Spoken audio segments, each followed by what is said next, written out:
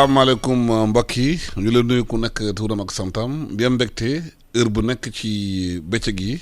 daje ak yéen waxtaan ak yéen invité ñi nga xamante ne dañu mun a waxtaan ci li xew ci réew mi tey nag mbirum économie la ñuy wax te économie moom moo yore réew te xam ngeen ne maanaam indice moo Ibrahim dafa génne benn jàngat bam ci lu ñu yore réew yi de façon globale indice boobu dafay caytu réew yi nu muy doxee ci fànn yu bëri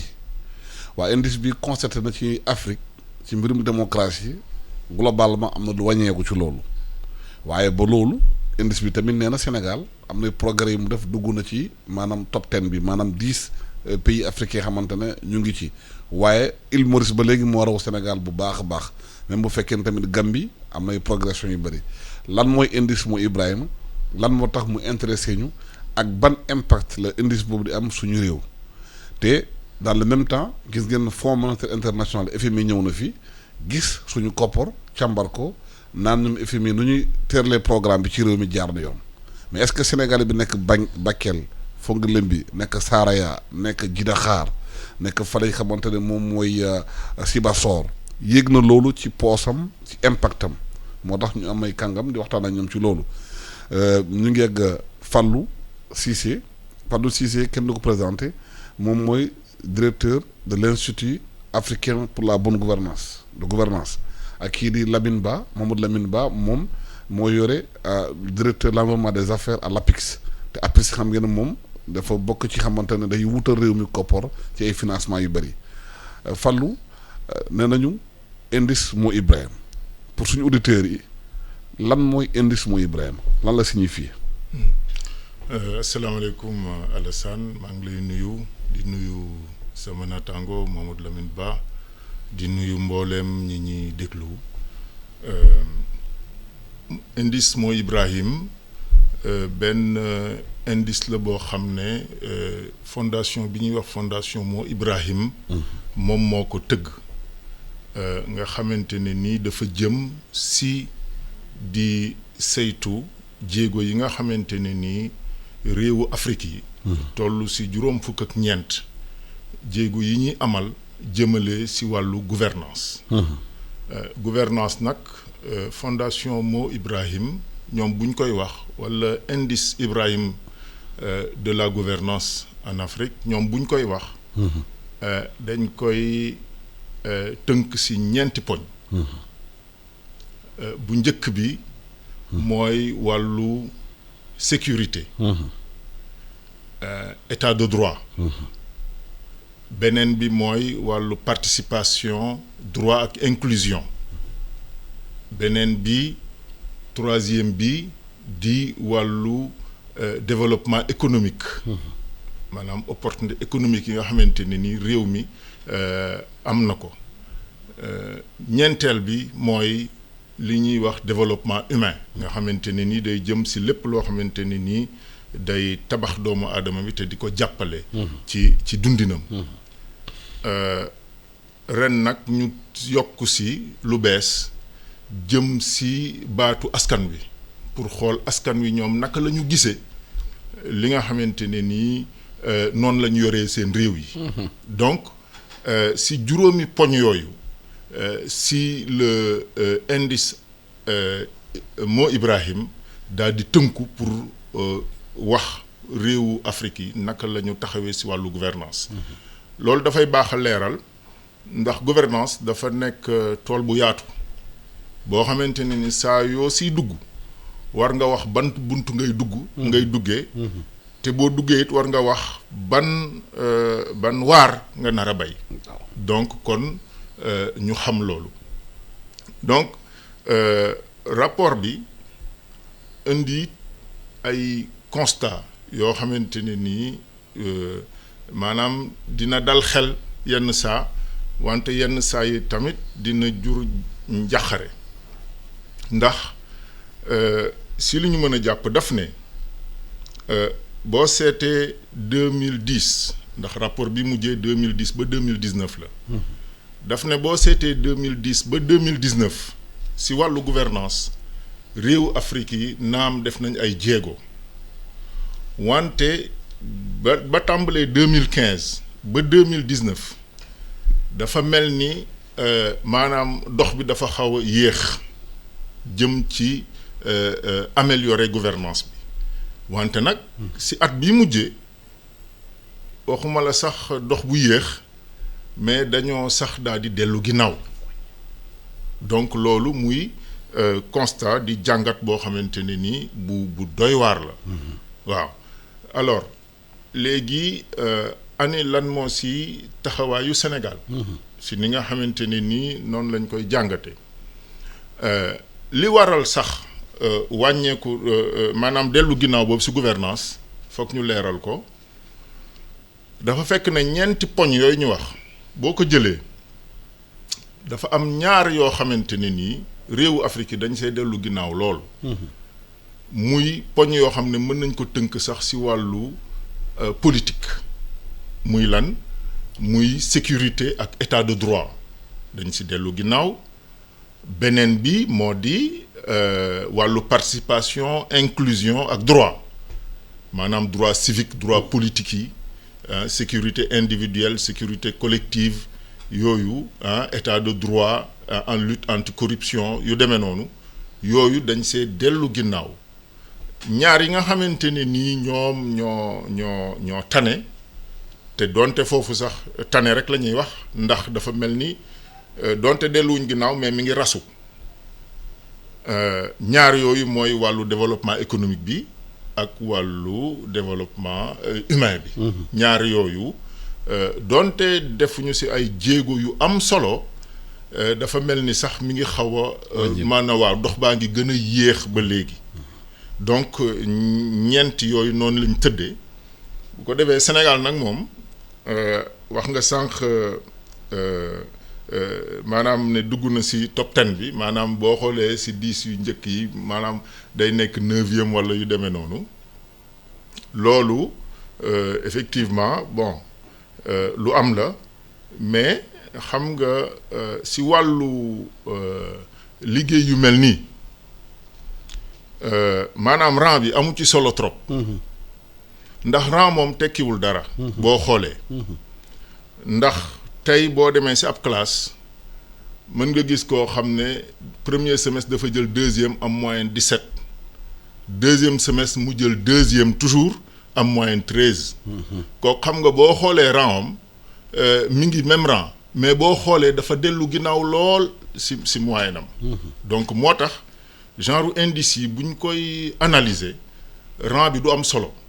li am solo mooy indice bi maanaam chiffres yi données yi lan la ñuy wax ani lan la ñuy firi ci réew moomu ci nañu yoree réew mi bu ko defee fii dafay maanaam d'ailleurs bañ a bàyyi xel loolu sax moo waral depuis 2015 indice bi di alerter. naan état yi def leen ndànk parce que gouvernance seen dox mi ngi wàññeeku mi ngi gën a yéex te maanaam du ñu sax xool lan la indice bi di wax mais toujours ñu ngi focaliser wu si rang bi rek ku kii ñu ne maay premier maay 2e maay 5e ba mujj gi nag lii bett ñu maanaam dellu ginnaaw bi nga xamante ni nii constaté nañ ko si rapport bi mujje donc loolu lu ñu war a bàyyi xel la. donc te boo dellusee ci Sénégal nag par rapport ak loolu Sénégal moom doxam dafa mel ni dafa xaw a woroo ak maanaam constat yi ñu def globalement parce que Sénégal boo xoolee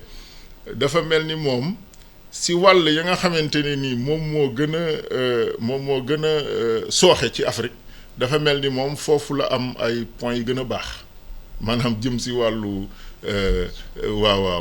wàllu état de droit wàllu nu mu tudd inclusion participation et cetera. mais la nga xamante ni maîtriser nañ ko jëm ci wàllu développement humain dem ci wàllu kii foofu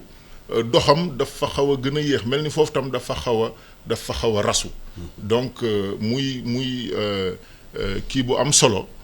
muy constat bu am solo boo xamante ne nii dina laaj ay jàngat. waaw Lamine Ba noo jàngatee indice boobu. Sénégal développé na xëy na am na développement humain droit de l'homme am na respect globalement waaye ci mbirum économie bi am na ay recul bu ci am est-ce que le premier droit c'est pas d'abord le droit économique. merci Alassane maa ngi nuyoo Fallou rafetlu lu mu introduire parce que rafet na trop day teg ñu ñuy déglu ñu xam lan la ñuy wax. parce que souvent suñuy wax gouvernance gars yi dañ koy andi si ab bu ndaw alors que suñuy xoolee moo Ibrahima lu muy naat dafa xaw a yaatu. foog naa ne si mbirum économie bokk na si yu Sénégal avancé je pense que Fallou loolu la wax. ak mbirum état de droit ak sécurité. c'est vrai que suñu réew am nañu ay parties yu ñu war a def défi mooy la partie développement humain mais aussi loolu soo xoolee suñu population nu mu organiser nu mu bëree ay xale ak aussi lu ñu mën a peut-être pour préciser bu baax lu ñu nekk di natt ni données 2019 la. mooy lu amoon daaw la.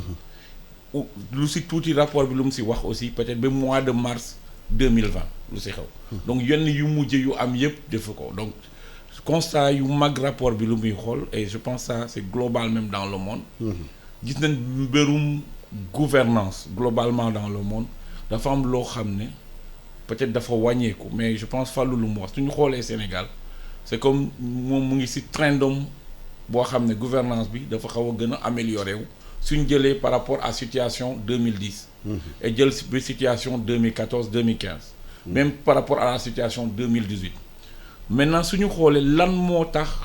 Sénégal dem ci kanam ou lan moo tax Sénégal potentiel bu mu amoon bu mu waroon amu ko mun nañ ci am jàngat bu ndaw lépp luy gouvernement concentré wu liggéey ci luy améliorer wu mbirum koom-koom gis nañ ko surtout luy dem secteur rural ak aussi luy jiyee état de droit aspect justice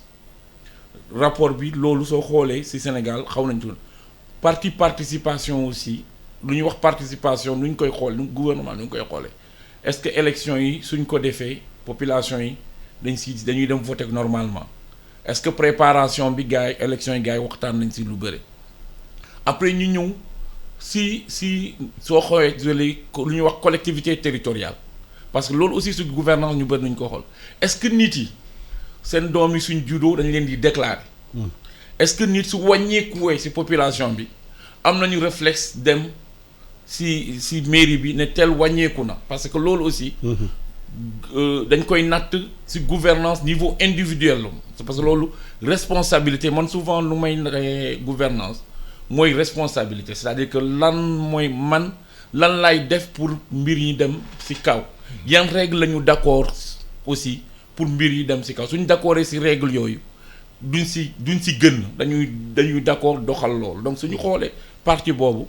Sénégal bokk na si ñu gën a soo xoolee même boobu noonu Cap-Vert presque ak Ghana rek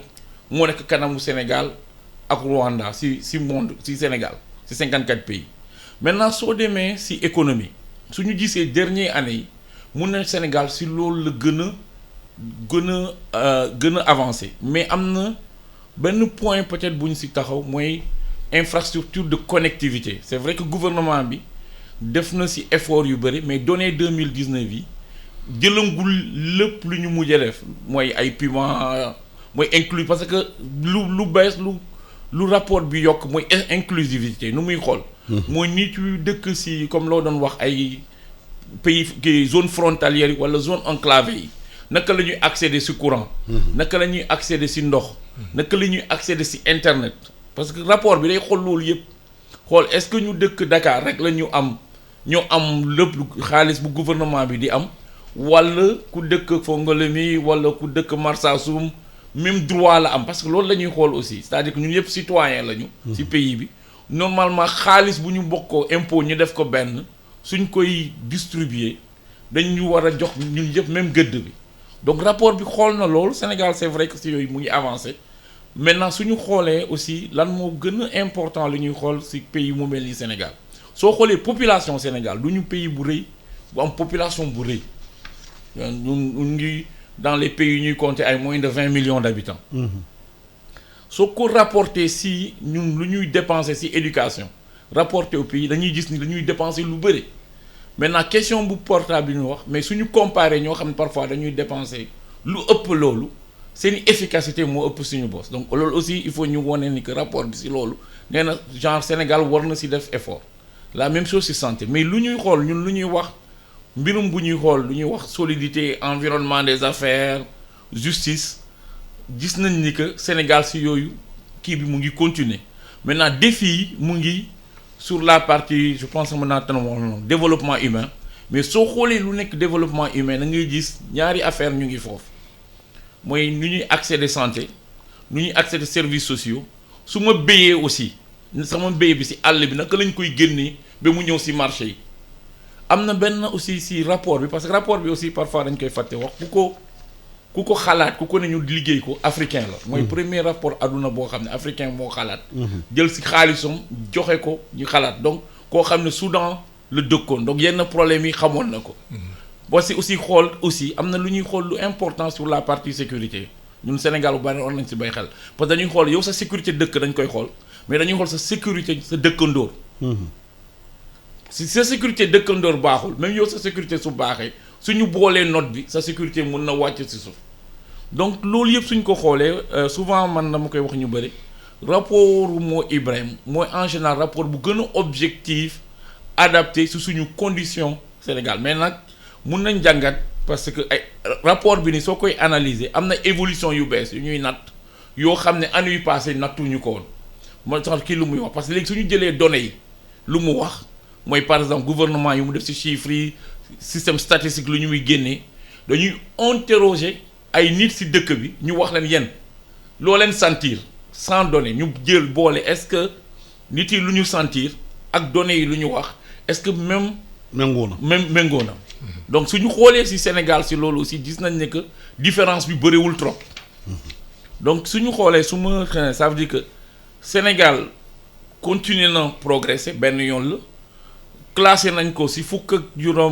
ak ñeent état yoo xam ne nee nañ seen progression mu ngi dem si kaw mais vitesse bi mun na ko yokkul lu baax maintenant défi yi xam nañ ko si secteurs sociaux yi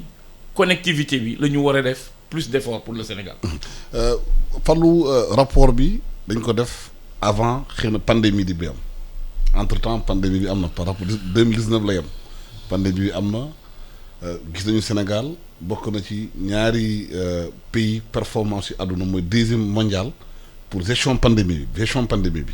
ba entre temps pandémie mu amee am na impact économique bu am gis nañu impact boobu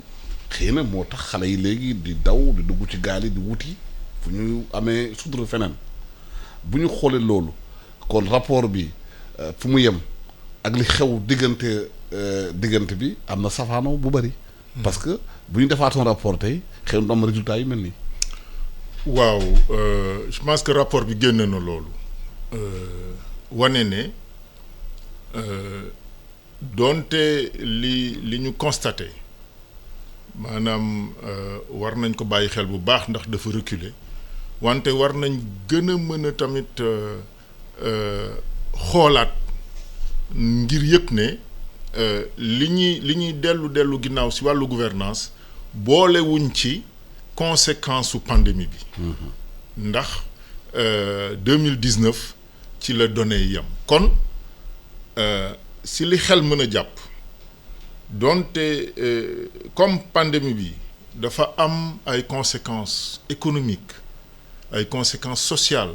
ay conséquences politiques maanaam conséquences yëpp mi ngi ci biir pandémie bi kon tey boo dugaloon données yi nga xamante ne ni pandémie bi dina ko indi dina ko générer kon dañuy yaakaar ne kon données yi ñu am doon na gën a doy waar loolu mooy li nga xamante ne nii maanaam ñi def rapport bi sax indi nañ ko te loolu tamit xel mën na ko jàpp ndax boo xoolee au plan politique am na lu bari loo xam ne xew na ci réew yi maanaam am na ñoo xam ne dañ si profito maanaam pour noot liberté individuelle et collective yi lépp di wax ne pour xeex feebar bi la am na ñoo xam ne dañ see profito pour maanaam xool mu ñuy déggoo si wàllu politique pour mbubbawoo ko pandémie bi fekk ne ñoom laneen lañ si jublu. mooy di xew temps yi Sénégal fii. bon voilà donc comme li ñuy wax la pandémie a bon dos. maanaam ku nekk mën nga jël loo bëgg a def rek. nga ne waaw loolu moo tax donc il faut que ñu def ko donc pour nit ñi dem. nga ñëw au plan social là c'est clair yaa ngi gis conséquences yi au plan socio-économique jeunes yi tey gën nañoo jóg ngir di mbëkk di dugg ci géej yu demee noonu nga gis état bi mi ngi def ay plan de relance état yëpp ñu ngi def ay plan de relance donc yooyu yëpp pour wane ne liñ doon xaar ci wàllu maanaam économie liñ doon xaar ci yeneen wàll yëpp day nekk loo xamante ne nii maanaam résultat yi dina gën a wàññeeku. donc pandémie bi kon fii léegi 2 ans mën nañ yaakaar ne bu rapport indice Ibrahim bi génnee mën nañ yaakaar ne su fekkente ne jëluñu problème bi au sérieux dëgg mën nañ yaakaar ne dellu ginnaaw bii ñu wax ne Afrique dellu na ko ginnaaw ci wàllu gouvernance mën nañ yaakaar ne dina gën a tar te nag bu boobaa lu doy waar lay doon ndax muy Afrique muy bépp continent walla bépp réew ci àdduna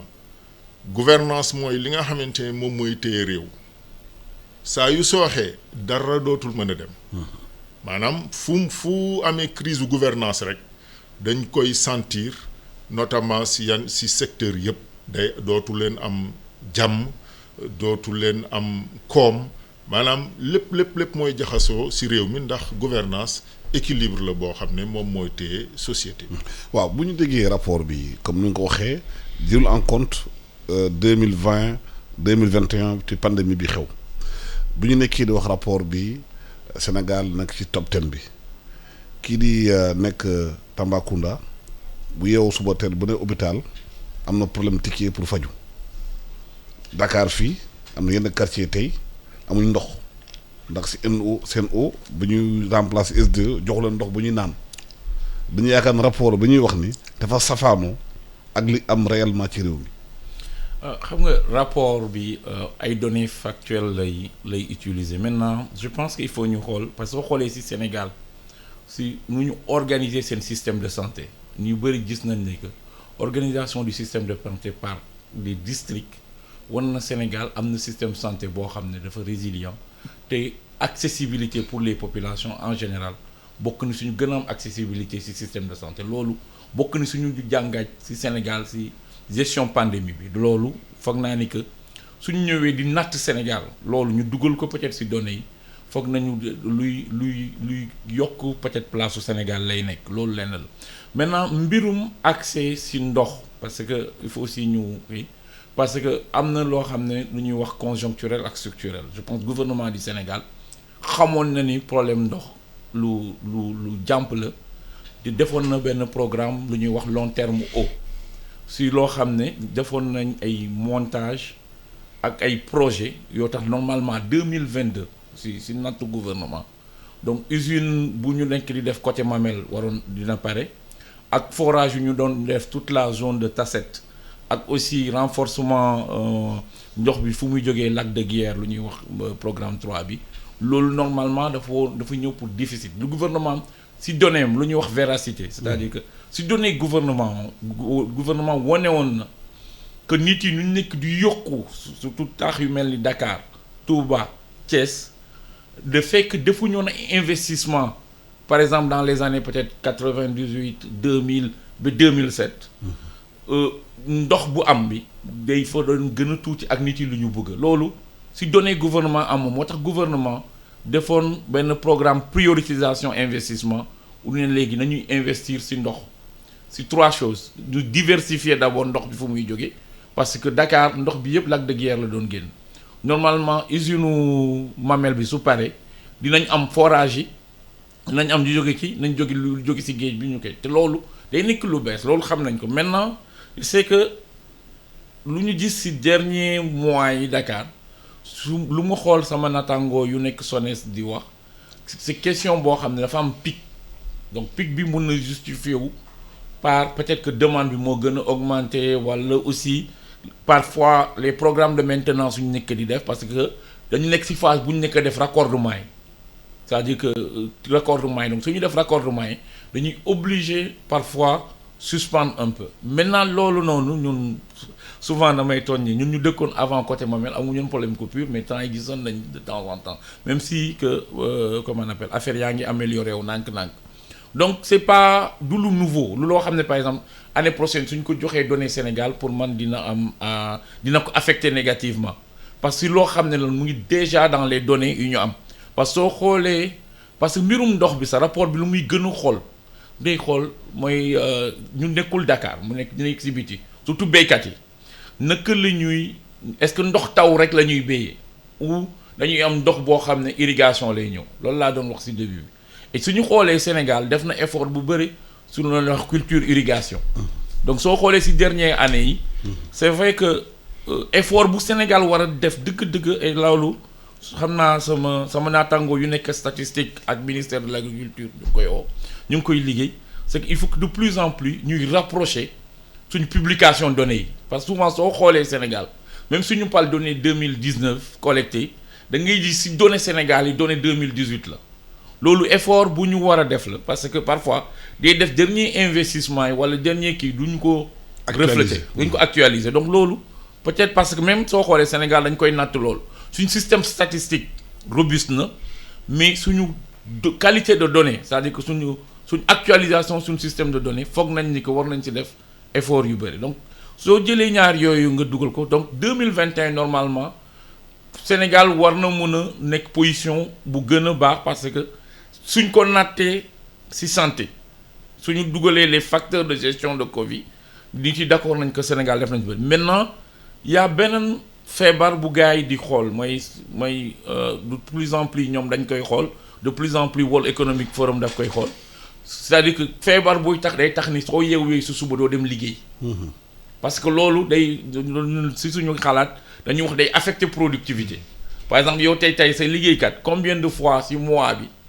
lay la jox justification que dafa am feebar bu niiru palu wala bu niiru kii bu tax ne ñëwul liggéey xam nga yooyu noonu parfois moo gën a am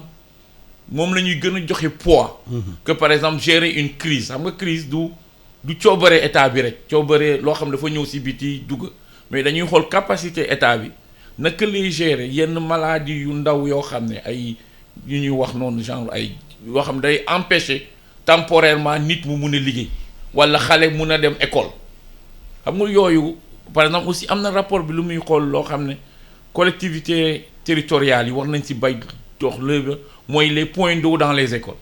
xam nga ci rentrée bi nii dëgg nañ gars yi di ci wax. école yi amul ndox waaw dañuy xool loolu maintenant même Sénégal c'est vrai que moyen noom xaw na baax na ci loolu. te bu amul ndox. voilà day tax xale yi yenn saa duñu mën a jàngi. voilà donc xale yi jigéen duñu mën a jàngi. parce que école amul na ndox xam nga xale jigéen ni ko yàlla tabaxee. bu fekkee dem na ci école bu amul ndox. mënul jot ndox bi mun na nekk facteur d'absence. voilà loolu la ñuy wax soo xoolee partie inclusivité bi du seulement côté comme ni koy waxee ay ndox Dakar ay ndox kii mais inclusivité va jusqu'à si détails yooyu te moo tax ñun léegi si liggéey bu ñu nekk di def mooy gën a comprendre et je pense que kii loolu lay wax ñun def nañu liggéey ba ñu gën a comprendre rapport bi lépp lu muy mesurer après dañ ko war a tànk si parce que Île Maurice loolu la def si plan d'action de mesures yu ñu war a def pour que année yu ñu ñëw Sénégal gën a nekk ci place yu gën a kawe parce que loolu lañu dañuy basé ci expérience bu ñu defoon ay doing business affaire yooyu ñu ngi ko commencé def depuis 3 ou 4 ans ci Mo Ibrahim début bi c'était d'abord qu'on maintienne parce que soo xoolee amoon na benn temps dañu commencé woon wàcc tuuti ci Mo Ibrahim rapport bi nee na commencé nañu remonter donc dañuy continuer ci processus boobu mais Mo Ibrahim dafa complet du seulement mbirum koom-koom du seulement mbirum ay pont yu ñu tabax ay aéroport yu ñu tabax day dem di xool ci détail nit yi ci réew mi naka la ñuy jox même gëtam ku nekk Dakar ak ku nekkul Dakar pour ma simplifier. waaw ci détail yooyu la am importance la xale yi bu fekkee ne amuñu liggéey amuñu formation mën a ñëw nekk seen réew mun ci tedd mun ci liggéey mun ci am njëriñu te système bi tamit éducation bi formé wu leen benn deful système yi xamante dana tax ñu am métier. te ñu jël gaal di dem ou bien ñu am yeneen nga nekk ci kër am 45 ans mosoo liggéey je pense détail yooyu rapport bi war na ko mën a jël en charge pour wone est-ce que réew moomu droit humain yi droit nit ñi respecté nañ ko. waaw tout à fait parce que xam nga li jaral leeral tam ci rapport yi mooy ne système de notation la dafa am nombre de points c'est-à-dire suñ ne lee yow de sa taxawaay ci wàllu développement humain ñi ngi koy rafetlu ça ne veut pas dire que li la war yëpp def nga ko. ndax système de points la yoo xam ne c'est de 0 à 100 xam nga tey benn état bu jógee 47 daa di dem 50 dinañ ko rafetlu mais juste moyenne la am. donc moom dese na ko mu def jéego yu toll ni ya mu defoon pour mën a régler problème mu ndox bi wala problème mu développement humain. donc c'est loolu il faut que ñu xam ko. wax ne ab réew progressé na comme ni ma la ko waxee Sénégal am na ay genre contradiction yoo xamante ne ni da nga koy gis comme ni ma la ko waxee d'abord par rapport ak Afrique mais par rapport à l'interne même si biir Sénégal. mais est-ce que bu ñu nee Sénégal progressé na est-ce que posé nañu question bi Sénégalais bi yow suba teel di wut nu muy xëyee nu muy daanee doolam est-ce que moom wax na moom yëg na progressé na. waaw mu ngoog moom laa doon jéem a expliquer léegi. parce que progression yi day nekk loo xamante ne nii. par exemple dañ la naan chiffre moom lu la neex mu nga wax. waaw mais dañ la naan par exemple Sénégal si wàllu opportunité économique jóge na parce que bala nga mën a comprendre c'est que il faut que nga dem si tendance yi nga xool Sénégal fan la toll woon il y a 5 années. ak fu mu toll tey parce que boo jëlee données yi nga xam ne 2019 rek la. du la jox trop. situation du la jox waaw. réel bi mais boo comparé 2015 ak 2019 foofu ngay mesurer jéego yi nga xam ne Sénégal dox na ko par exemple boo jëlee si wàllu économie dañ la naan jóge nañ si 0.6 dem si 0.7 donc wàllu woowu 0.1 point la ñu dox. diggante 2015 ak 2000 kii loolu mooy donc day indi ne kon dox bi yéex na. barul. dox bi yéex na. donc loolu nag au lieu ñuy dem di xool mais attends man maa ngi woon 9e maa ngi woon 10e maa ngi woon 15e li ñu war a xool mooy mais ñun lan moo tax dox bi yéex en tout cas par rapport ak indicateurs yi nga xam ne moom la indice moo Ibrahima daal di kii ndax indicateurs yu bëri la. yoo xamante ni dañ koy kii léegi si wàll boobu ngay wax il faut que ñu xam ne. mesurer gouvernance du loo xamante ne nii mooy objectif bi déedéet. mesurer gouvernance amul sens lu dul ne dañu déparer sa projet gouvernance ba mesurer gouvernance am projet gouvernance moo ko gën. donc au lieu ñun ñuy focaliser wu toujours di xool. rapport bi di génn ban place la may def ñaata point la may et cetera après li mu war a njëkk a def mooy fii laa tollu at mii fi léegi juróom fukki at.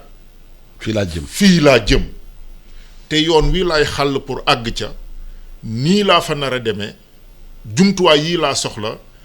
et cetera et cetera. te mun ko évaluer aussi. mu ngoog def suivi bi. waaw. te boo xoolee si wàllu économie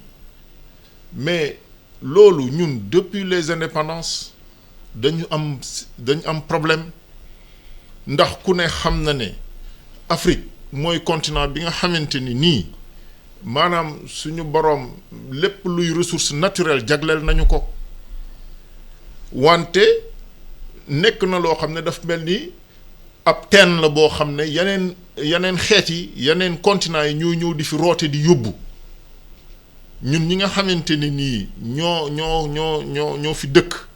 gën a yelloo li nga xamante ne ni moom la ñu nature bi jagleel ñun moom daanaka mbir mi daf ñuy romb loolu ay choix politique la maanaam du loo xamante ne nii àdduna moo tëddee noonu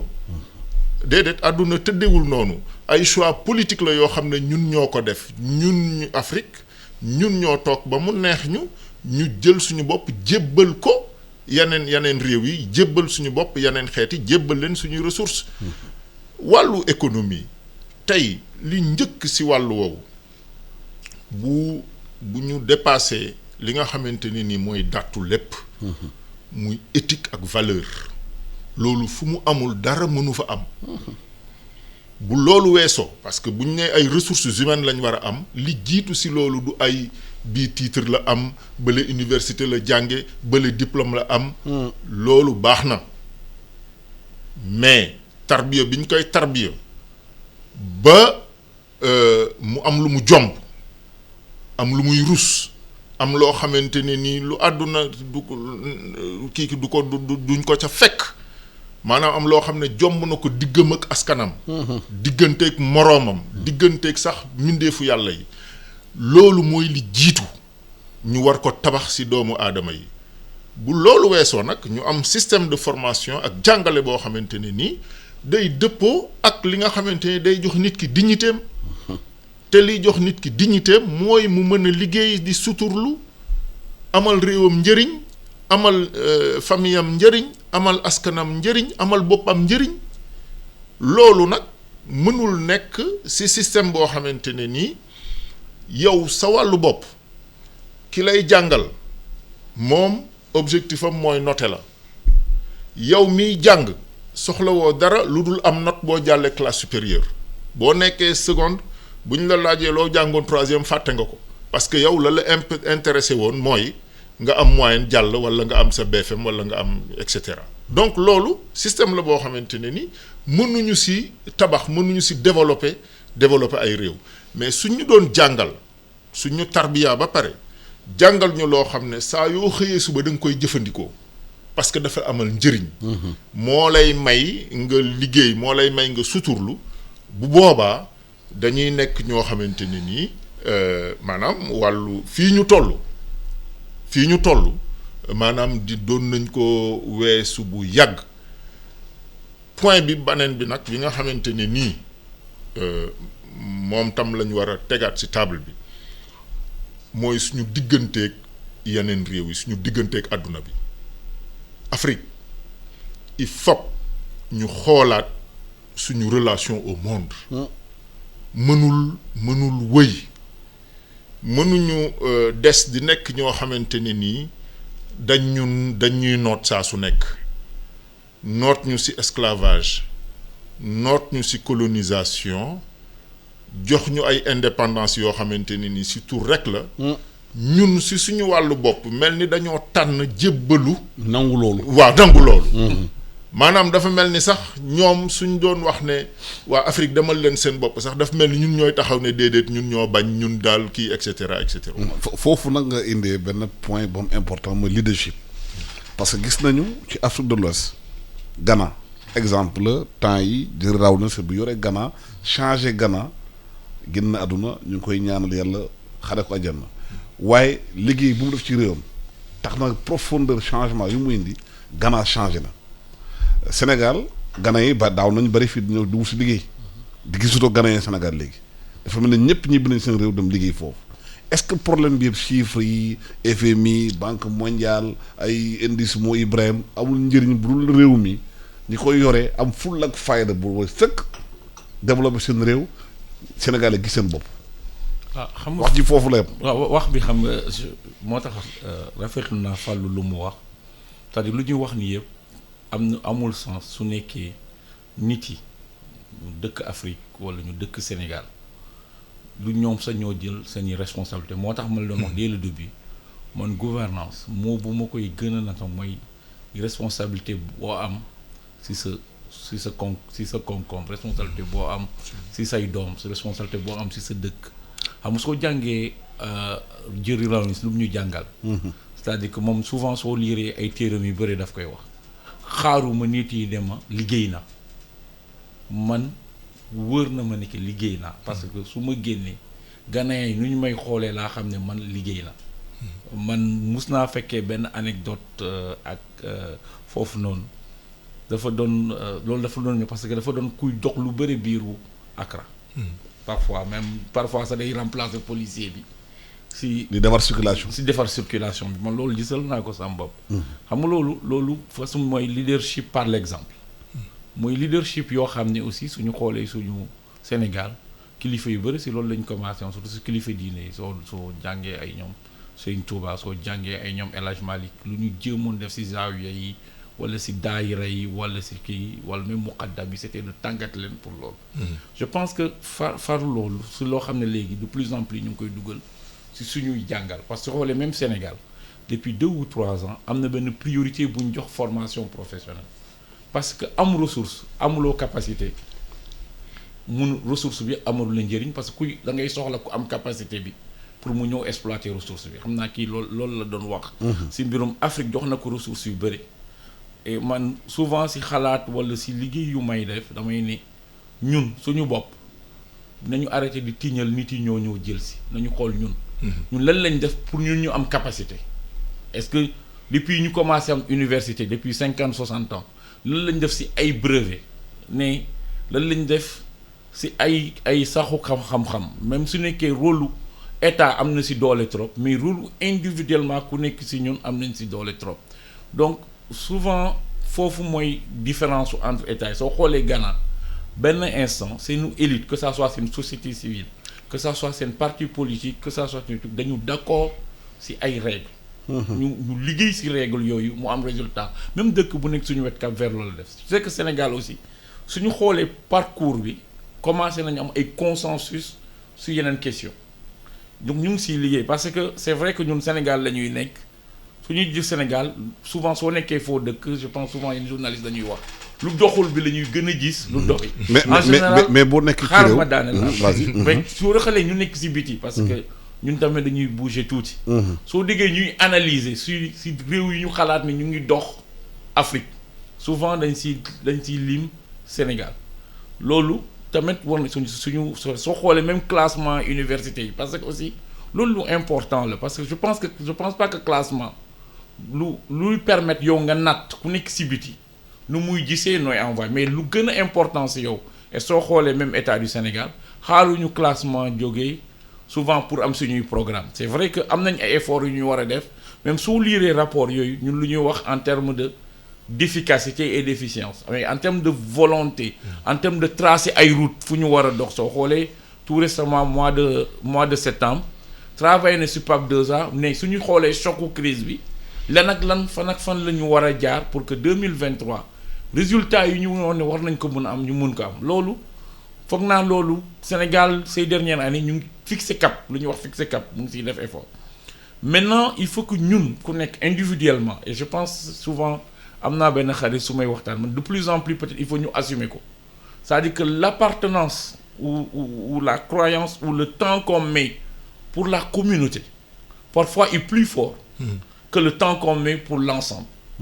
et ça c'est pas pour moi du problème mais peut-être que c'est une donnée ça peut-être sociologique ak anthropologue c'est une donnée bu ñu war a gën a intégrer su suñuy dimension suñuy politique peut-être que loolu mooy gën a tax pour ñu gën a am impact peut-être que aujourd'hui comme loo doon wax pour muy dem déclarer ku décédé xam nga kenn su gaañuwee pour ma dem wax ko imam bi aw ma ci problème mais pour peut-être su ma demee ba ma rob ko peut-être pour ma dem léegi mairie ma ne kii gaañu na génnee leen ko tout ça peut-être que loolu gisanguma njëriñam donc nu ñuy def même genre affaire yooyu noonu ñi ci gis da ngay gis koo xam ne parfois du fàtte ngente doomam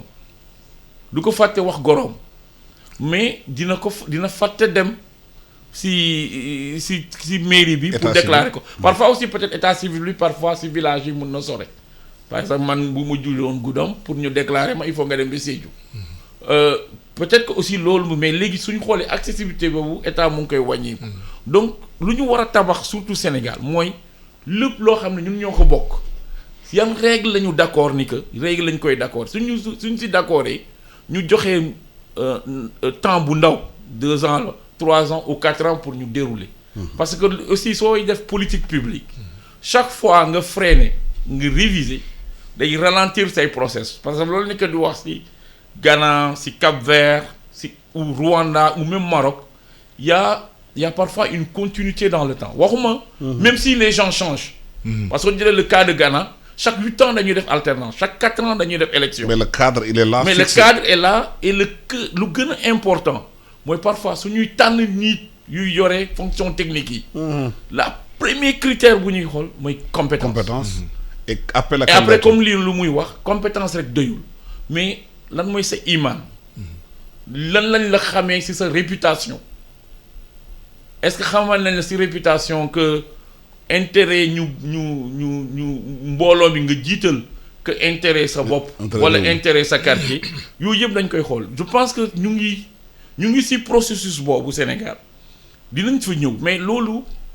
surtout su may waxtaan ak waa société civile peut-être c'est les prochaines questions sur lesquelles société civile war a gën a liggéey que les questions d'élection parce que Sénégal kenn mënatu ko natt est-ce que mun na def élection loolu romb nañ mais ci question fondamentale bi est-ce que du question éducation bi système éducatif bu ñu am Sénégal ban système la ñu bëggal ñun suñu réew loolu système yi xamoon tubaab bi ñoo ko teg fii te bu ñu jàngal histoire suñu doom yi histoire défaite la dañoo dóor Lat Joor Béranger daa perte Samori daa daw loolu lañu jàngal xale yi te xale yi bu ñu màggee ak loolu dañu am sentiment d'infériorité est-ce que waruñu xoolaat histoire u Sénégal bu ñu jàngal xale yi jàngal suñu histoire bu de fierté suñu xale yi bu ñu màggee bu mën a dem conquérir yeneen yi parce que il faut ñu xoolaat système bi parce que moom bu feebaree xol yi day feebar xel yi dañuy feebar Alassane loolu nga wax dafa am solo trop ndax ab réew il faut ndax ku nekk la la arrangé la lay siggil en tout cas réew yi nga xamante ne ni am nañ fulla loolu moom la ñuy wane dinañ yegg sax si di créer ay mythes li ñuy wax ay mythes fondateurs loo xamante ne doonte amul sax mais dinañ ko tabax tëgg ko ba nga xamante ne nii ku dëkk si réew mi di nga am fierté ne si réew sàngam laa bokk mythe fondateur boobu day indi ne ñëpp dañuy daal di dajaloo ndangu ne kon loolu ñoo ko bokk te si loolu lañ war a sukkandiku pour jëmale seen réew kanam te ñun ay li yëwan boo seetee suñu réew mii soxlawuñ sax inventé ay histoire ndax dañ fi am ay jaloore yu mat sëkk te ñu war ko jàngal gën ko fësal war ko wane war bind ko voilà war si inspiré wu pour tabax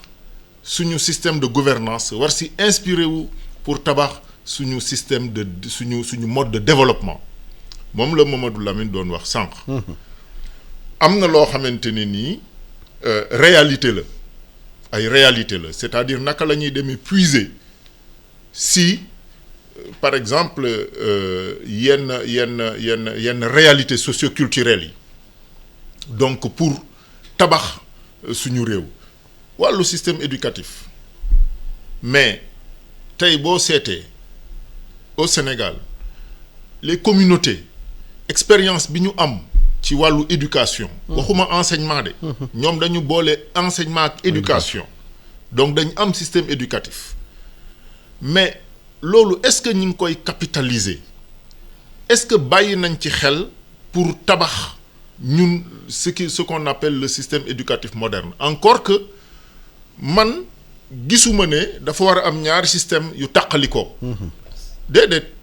ñaari système yu tàqalikoo mënul am benn système éducatif la ñu war a am boo xamante ni nii besoin matériel ak immatériel u population Sénégal dinañ ko fa faj maanaam système éducatif boo xam ne doonte école lañ koy tuddee mu nekk ci responsabilité état bi mu nekk système boo xam ne dañ fay tarbiya di fa jàngale loolu am nañ ko tey jii boo xoolee les ay bu ñu lay wax ay université de Pire ay daaray Kokki tey sëñ Muntaxa l'université en chantier de Touba en chantier mais yooyu ay source d'inspiration la pour l'État pour mu revoir un peu le système éducatif boo demee xool le système Al Azhar bi nga xam ne sëñ Mourtala mettre na ko en place depuis institut Al Azhar yi jaarale ci centre d'excellence yi ba université Cheikh Ahmadou Bamba nga xool connexion bi muy def entre yar bi entre njàngale mi ak jox nit ki ay compétences formation ci wàllu mbay ci wàllu élevage ci wàllu menuiserie ci wàllu boo bëgg rek loolu mi ngi fi te donc loolu moo war a nekk la règle waratuñu am ay dëkk yoo xam ne foo dem gis fa benn lycée d'enseignement général di am ay université yoo xamante ne ni dañuy jàngale ay maanaam matières yoo xamante ne nii bon baax na ci culture générale mais boo seetee du la may nga mën a def dara au quotidien du la may métier donc loolu lu ñu war lu ñu war a xoolaat la. est-ce que loolu c'est modèle bi nga xamante ne bu ñu bëggee ni ñu wax yëpp réew mi génn ci jafe-jafe yi dañu war a tabaxaat Sénégal bu bees ak système éducatif bi xamante ne day refléter suñu réalité culturelle et sociale. xam naa ni que loolu soo xoolee même je pense que am na ñu si liggéey ñu bëri surtout soo xoolee Souleymane Bachir Diagne ak ñoom suñuy yeneen mag université wax nañ si lu bëri et je pense que soo xoolee application bi yéexoon na mais commencé soo xoolee orientation aujourd'hui bu ñu nekk di joxe université bu nekk Sine Saloum même tour bu ñu ko joxe ooye ko Cheikh Ibrahima Niass xam nga loolu déjà day entrer dans le mythe fondateur de plus en plus ñun fu ñuy jàngee wala yoon yu ñuy dox muy porter suñuy symbole loolu day moom muy ay consensus lu ma doon wax dafa bokk loo xam ne dañ si war a gën a kii et puis gën leen documenter c'est pas seulement ma jaar si yoon bi ma xam université bi la mais ma ñu am suñu soo xoolee par exemple suñu préscolaire je pense commencé nañu woon di dugal ay éducateurs yoo xam ne dañu doon ñëw sur la partie apprentissage traditionnel pour faire comprendre parce que rôle d'éducation comme ñu wax dans suñu société pendant lu yàgg affaire de relation entre mag la woon ak xale dañ la doon tàggat graduellement mun commencé la ñu lay jàngal heure yoo war a mun a gën heure yoo warul gën fan nga mun a dem foo mënul dem nuy nuyoo nit parce que yooyu yëpp soo demee en général suñuy dugg soo xoolee école rek tel que nuñ ko organiser peut-être doo ko fa doon jàng mais école dafa doon dem dañ ko doon dans l'hypothèse ni que société bi jàngal na la ko balaa ngay ñëw ci classe bi léegi suñu àdduna nu mu organiser presque école bi da nga koy commencer àlla day ko xippi nga rek parfois 9 mois 12 mois ñu ngi lay yóbbu ci école donc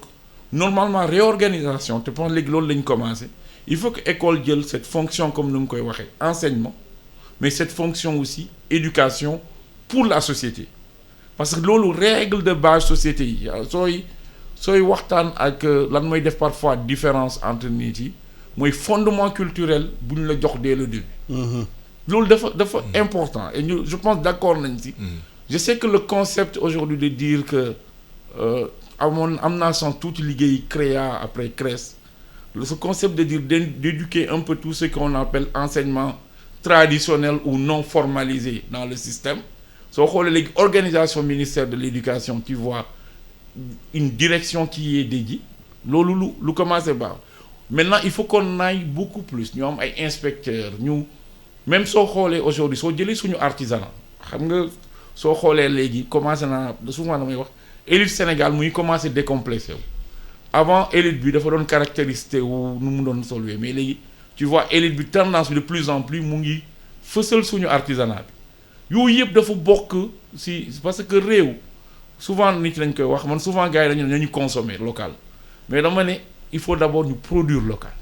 parce que production suñu comprendre économie et de qualité voilà économie lu muy wax production parce que production même soo ko commencé rek da ngay monter qualité grade la di ko commencé nga nooy monter amee expérience ngay demee ci qualité ngay rénover et ça c'est des choses yoo xam ne priorité la léegi ci Sénégal ñu ngi ciy liggéey et je pense même ci dernier gouvernement bi xaw nañ ko fësal te ma daaneel benn ci balaa ñuy jeexal c'est-à-dire que il faut pas que suñu nekkul ci ay période pour man xëccoo nguur dañu war a comprendre Sénégal ñun ñëpp ñoo am même processus pour avancer parce que loolu mooy suñu que ça soit africain parce que man je suis souvent nu may tooñee nit yi je suis d'abord africain avant d'être sénégalais